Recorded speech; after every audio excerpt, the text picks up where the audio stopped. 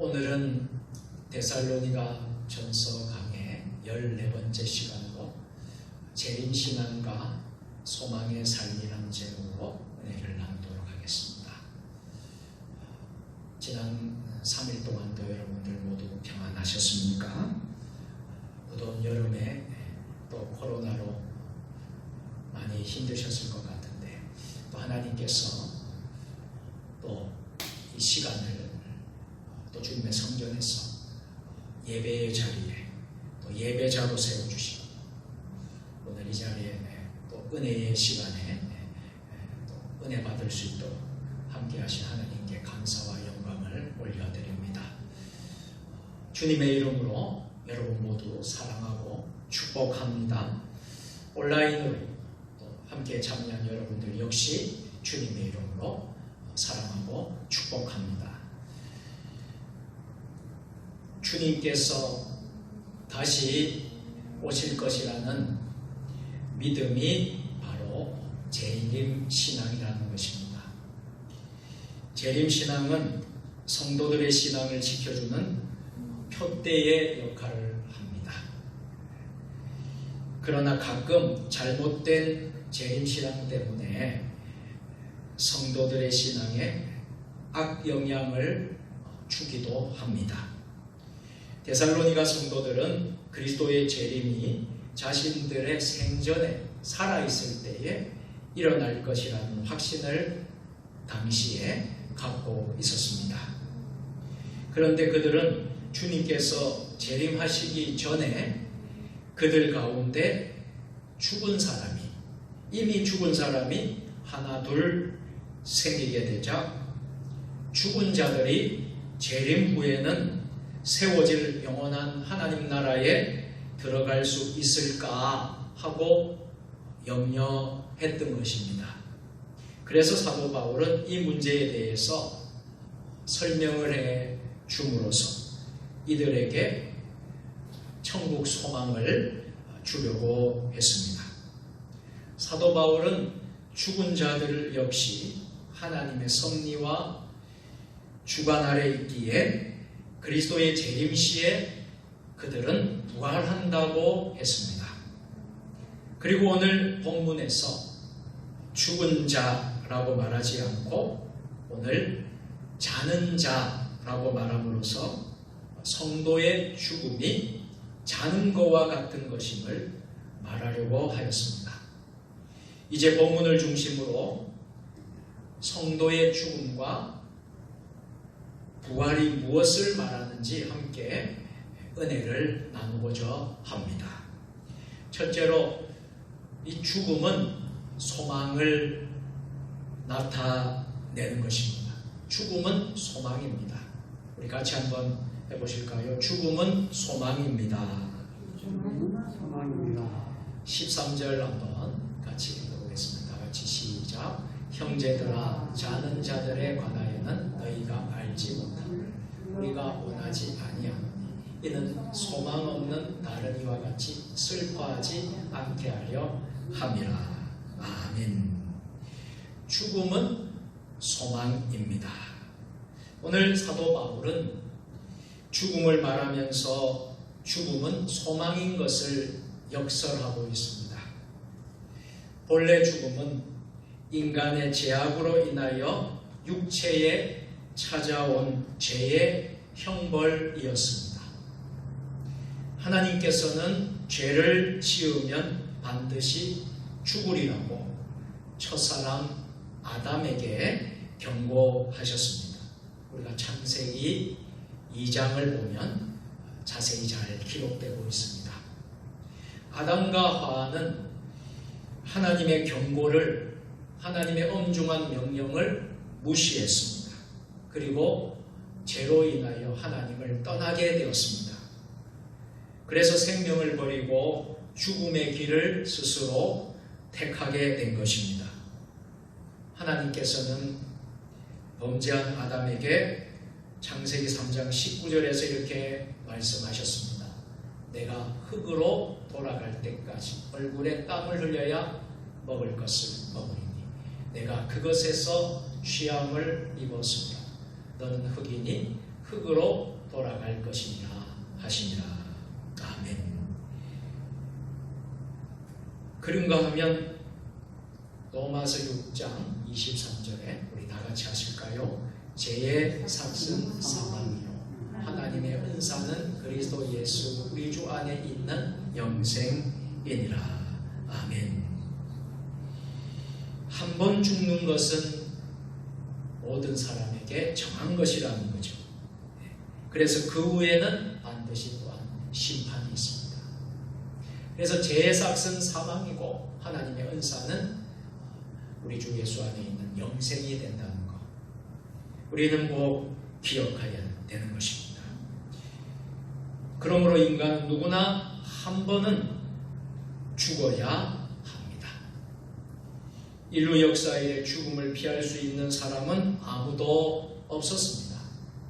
죽음 앞에는 성인도 영웅도 없습니다. 그러나 예수 그리스도의 부활로 우리의 죽음의 문제가 상황이 달라졌습니다. 성도에게는 죽음이 더 이상 저주가 아니라 죽음이 더 이상 형벌이 아닌 것입니다. 우리 예수님께서 요한계시록 14장 13절에서 지금 이후로 주 안에서 죽는 자들은 복이 있도다 말씀하셨습니다. 주 안에서 죽는 자들이 복이 있다는 것입니다. 성도의 죽음은 결코 재앙이 아니라는 것입니다. 그것을 통과한 후에는 영원한 내세의 복이 있다는 것입니다. 그래서 사도 바울은 빌립보서 1장 21절에서 죽는 것도 유익함이니라, 죽는 것도 유익하다라고 분명히 말씀하고 있습니다.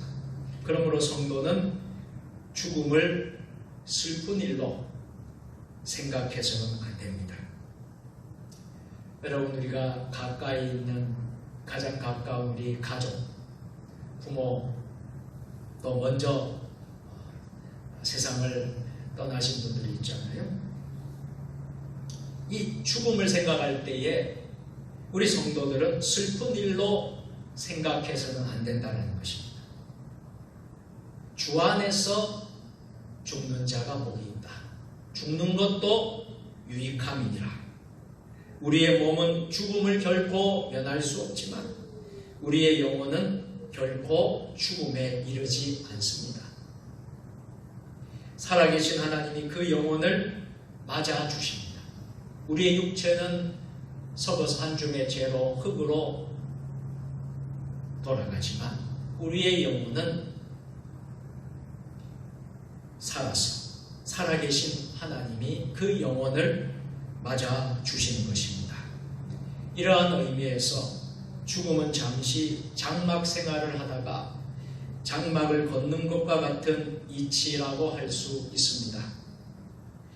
그래서 베드로 사도는 베드로후서 1장 14절에서 사람이 살아있는 것은 이 땅에 이 장막에 있는 동안이라고 했고, 죽음을 가리켜서 베드로 사도는 이 장막을 벗어날 때라고 했습니다. 또한 사도 바울도 고린도후서 5장 1절에서 만일 땅에 있는 우리의 장막집이 무너지면 하나님께서 지으신 집 곧 손으로 지은 것이 아니요 하늘에 있는 영원한 집이 우리에게 있는 줄 아느니라 라고 하여서 죽음을 영원히 안식하기 위하여 더 좋은 집을 마련하는 것으로 표현했습니다. 그래서 우리 성도의 죽음에 대하여 우리는 소망이 있다는 사실입니다. 죽음은 결코 끝이 아니라는 거예요. 우리는 영원한 하나님 나라의 소망이 있습니다. 소망 없이 슬퍼하는 자들과는 우리는 다른 사람들이라는 거예요. 두 번째로 죽음은 안식이라는 것입니다. 오늘 말씀에도 나오지만요, 죽음은 안식인 거예요. 한번 같이 하겠습니다. 죽음은 안식입니다. 세상 사람들에게 있어서 죽음은 무엇일까요? 죽음은 절망입니다. 죽음은 저주입니다. 이 세상 사는 동안 아무리 엄청나고 화려한 업적을 남겼다고 해도 죽음으로 모든 것은 끝이 나고 맙니다. 더구나 불신자들에게는 죽음 후에 하나님의 심판이 기다리고 있다는 것입니다. 그 심판은 영원한 형벌을 받아야 하는 지옥의 형벌을 말하고 있습니다. 그러나 성도들에게 있어서 죽음은 결코 절망이 아니고 이 죽음은 소망인 것입니다. 죽음이 절망이 아니라 소망인 것은 죽음이 우리에게 안식이기 때문입니다. 그래서 사도 바울은 죽은 자를 뭐라고 오늘 말씀에 표현하고 있습니까? 13절에 죽은 자를 표현하기를 자는 자로 표현하고 있습니다. 잠이 쉼을 의미하듯이 죽음은 영원한 안식에 들어가는 것, 이것을 의미할 때 죽음이라고 말하는 것입니다. 영원한 안식에 들어가는 것.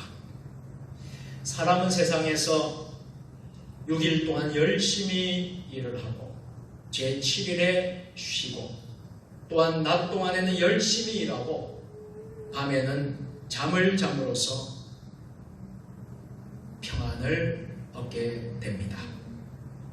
그렇듯이 죽음은 일생 동안 수고하고 나서 평안히 잠을 자는 것과 같은 안식에 들어가는 것을 말합니다. 성도는 세상에 사는 동안 세상 풍파에 시달려야 하고 생계 문제로 또 여러 가지 갈등과 삶의 문제로 고민해야 하며 사람들로부터 멸시와 조롱과 핍박을 받기도 할 때도 있습니다. 그러나 안식을 누리는 동안에는 더 이상 그러한 것들로부터 시달리거나 괴로움을 당하지 않습니다. 오히려 주님의 품 안에서 사랑을 얻고 위로를 받습니다. 그렇기 때문에 성도의 죽음에는 소망이 있습니다. 반면에 불의한 자들의 죽음에는 어떨까요? 소망이 없습니다. 그들의 죽음에는 안식이 아니라 영원한 형벌이 기다리기 때문입니다. 따라서 성도들은 죽음에 대해 결코 슬퍼하지 마십시오. 또 죽음에 대해서 애통해야 할 이유가 없는 것입니다. 죽는 그날로 세상의 모든 고통은 사라집니다. 영원하고 영원한 하나님의 나라가, 하나님 나라의 평강과 위로가 바로 시작되기 때문입니다. 물론 완전한 천국은 우리 예수 그리스도, 우리 주님께서 재림할 때에 도래하게 됩니다. 그러나 성도는 육체적 죽음을 통해서 이 땅에서는 결코 맛볼 수 없고 결코 누릴 수 없었던 하나님 나라의 평강과 안식을 실제적으로 죽음을 통해서 영원한 나라에서 체험하게 되는 것입니다. 가장 중요한 것은 하나님 나라의 안식이 성도가 죽는 순간 그에게 찾아온다는 사실입니다. 물론 함께 정들어 살고 있던 혈족이나 가족이나 친지가 죽으면 슬픈 것도 사실입니다. 안타까운 것도 사실입니다. 그러기에 우리 예수님께서도 나사로의 죽음 앞에 나사로의 죽음을 보면서 예수님이 슬퍼하셨고 예수님께서 눈물도 흘리셨던 것이죠. 그러나 그리스도인의 슬픔과 예수를 영접하지 못한 비그리스도인의 슬픔에는 본질적인 차이가 있는 것입니다. 우리 그리스도인은 어떻습니까? 내세에 커다란 소망을 품기에 내세의 소망을 품고 슬퍼하지만 비그리스도인들은 소망이 없이 그저 슬퍼만 한다는 것입니다. 마지막 세 번째로 죽음은 새 생명의 시작입니다. 우리 같이 해보시겠습니다. 죽음은 새 생명의 시작입니다. 죽음은 새 생명의 시작입니다. 오늘 본문 14절 말씀 우리 다 같이 우리가 예수께서 죽으셨다가 다시 살아나심을 믿을지 이와 같이 예수 안에서 자는 자들도 하나님이 그와 함께 데리고 오시리라. 아멘. 바울 사도는 죽음을 새 생명의 시작으로 선언하고 있습니다. 고린도전서 15장 55절을 보면 사망아 너의 승리가 어디 있느냐, 사망아 내가 쏘는 것이 어디 있느냐 라고 말씀하고 있습니다. 이 말은 재형벌인 죽음이 더 이상 성도를 주장하지 못할 것임을 말하는 것입니다. 우리 예수 그리스도께서 다시 사심으로 그리스도 오시기 전까지 왕노릇을 하던 죽음은 이제 완전한 패배자로 전락하고 말았습니다. 해서 사도 바울은 주 안에서 죽은 성도들이 예수님께서 부활하신 것과 같이 다시 살아나게 될 것이다 라고 말하는 것입니다. 그러므로 성도들은 형제의 죽음, 가족의 죽음, 친지의 죽음 슬퍼하지 말아야 한다는 것입니다. 바울 자신은 이러한 죽음에 대한 확실한 신앙적 이해 때문에 살아있는 것보다 죽어서 그리스도와 함께 있는 것을 원하노라, 그렇게 사도 바울은 고백하고 있습니다. 우리 예수님께서는 십자가의 고난으로 죽음을 당하셨지만 사망 권세를 우리 주님께서는 물리치시고자 다시 부활하심으로 모든 믿는 자들의 부활의 첫 열매가 되셨다라고 했습니다. 그러므로 그리스도의 부활은, 이 부활을 믿는 성도는 무엇을 갖게 됩니까? 부활의 소망을 갖게 되는 것입니다. 그러므로 죄에 오염된 육체를 벗어버리는 성도의 죽음은 오히려 영광스러운 것이 되는 것이지 결코 수치스러운 일이 아니라는 것입니다. 이러한 성도의 죽음에 대한 이해는 어떠한 위험 속에서도 믿음을 굳게 지키게 만드는 힘이 되는 것입니다. 많은 성도들이 많은 때 이 소망 가운데서 살아가려고 합니다. 또 어떤 성도들은 이 소망 가운데 기꺼이 주님 앞에 헌신 충성 다하다가 순교할 각오를 다하는 삶을 살게 되는 것입니다. 그래서 순교의 반열에 서게 되는 것입니다. 16절에서도 그리스도 안에서 죽은 자들이 먼저 일어난다라고 했습니다. 이는 부활의 소망을 말하는 것이지요. 죽음은 마치 한 식구가 한 방에서 같이 즐기다가 피곤해서 안방에서 즐기다가 피곤해서 다른 방으로, 안방에서 다른 방으로 옮겨가서 자는 것과 같은 것이 바로 죽음이라는 거예요.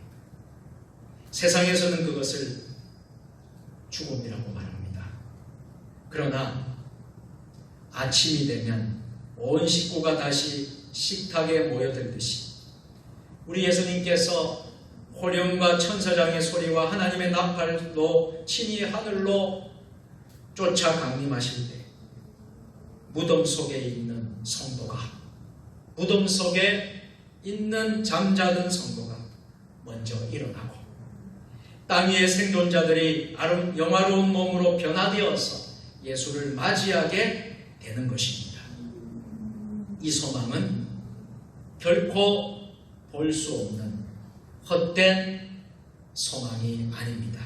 분명히 우리에게 이루어지는 소망입니다.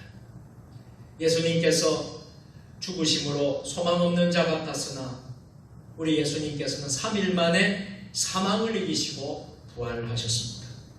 그리고 참 하나님의 아들이심을 증명하셨습니다. 그렇듯이 하나님께서는 예수님 안에서 자는 자들을 다시 살리실 줄 믿으시기를 바랍니다. 이것은 하나님이 누차에 걸쳐서 우리에게 약속하신 것입니다. 신실하신 우리 하나님은 그의 약속을 반드시 지키시는 분이시기에 우리는 하나님의 약속을 믿을 수 있고 그리고 소망을 가질 수 있게 됩니다. 그래서 바울 사도는 이러한 소망을 가지고 환난 중에도 성도들끼리 서로 위로하라 명령하고 있습니다. 지금은 참 위로가 필요한 시대인 것 같습니다. 우리 이웃을 위로하고 성도를 위로하고 우리가 서로 성도들끼리 환난 가운데 위로하라. 이 땅에서 복음을 인하여 고통받는 성도들에게 있어서 이 부활신앙 그리고 재림신앙 이것은 이 세상을 이길 수 있는 환난을 시련을 극복할 수 있는 궁극적인 소망이 되는 것입니다. 고난 중에 있으나 소망이 있는 자들은 그 소망으로 인하여 모두 위로를 받을 수 있습니다. 그러므로 성도들은 영원한 천국 소망을 함께 소유한 자들로서 서로 위로하며 이 땅에서 어떠한 고난도 잘 이겨 나가야 하는 것입니다. 이제 말씀을 맺도록 하겠습니다. 사랑하는 세종 주님의 교회 성도 여러분, 세상 사람들에게 죽음은 두려움 그 자체입니다. 그리고 이 죽는다는 것은 허무한 일이고 절망인 것입니다.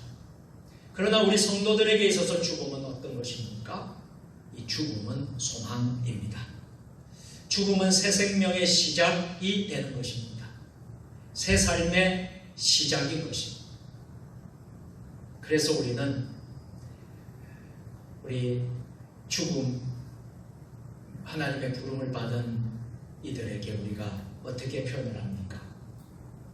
이분이 이제 천국으로 이사를 가셨습니다. 천국으로 이사를 가셨습니다. 그렇게 우리가 말을 하지 않습니까? 이 죽음은 새 생명의 시작이에요.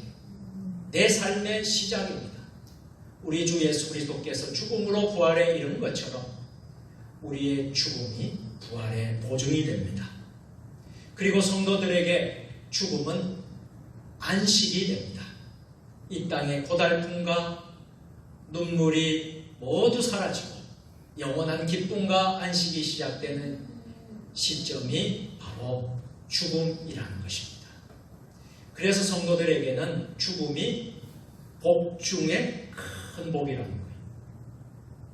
왜요? 우리가 하나님 나라, 영원한 나라, 천국에 입성하고 들어가는 것이기 때문에. 그때까지 성도가 해야 될 일이 무엇입니까? 우리는 복음을 위해서 하나님의 이 복음을 선포하고 전하고 하나님이 주신 사명을 위해서 우리가 헌신 다하는 것입니다. 복음을 전하며 주 예수 그리스도를 위하여 오늘을 우리가 힘차게 살아나가는 것입니다. 오늘 이러한 은혜가 저와 여러분 모두에게 함께 있으시기를 주님의 이름으로 축원합니다. 전능하신 하나님, 우리 그리스도인에게 있어서 죽음은 절망이 아니고 허무가 아니고 죽음은 소망이고 안식이며 새 생명의 시작임을 믿습니다. 주 안에서 죽는 자가 복되도다 하였사오니 우리가 남아있는 모든 남은 생애를 하나님의 영광을 위해서 살게 하여 주시고 주님 복음을 전파하며 주님 맡겨주신 이 사명을 신실하게 잘 감당하다가 우리 하나님 아버지께서 부르시는 그날에 할렐루야 아멘으로 찬송하며 천국으로 입성하는 우리 모두가 될 수 있도록 축복하여 주옵소서. 예수님의 이름으로 감사하며 기도드리옵나이다. 아멘.